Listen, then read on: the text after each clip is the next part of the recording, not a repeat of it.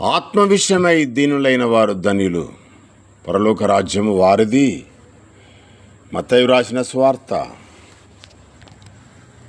5వ అధ్యాయం 3వ వచనంలో చెప్పుచున్న మాటను మనము పరిశీలన చేస్తున్నాం. దీనత్వం అంటే తగ్గింపు స్వభావము. ఈనాటి క్రైస్తవులు ఇలా లేరు. దీనత్వం, తన్ను తాను తగ్గించుకోవడం, మాదిరికరమైన జీవితము యేసుక్రీస్తులో మనకు కనబడుతుంది.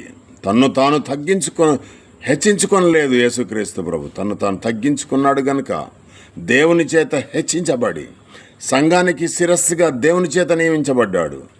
మరి నీవు నేను కూడా అలాగే దీనత్వం కలిగి జీవిస్తే పరలోక రాజ్యము స్వతంత్రించుకుంటాం.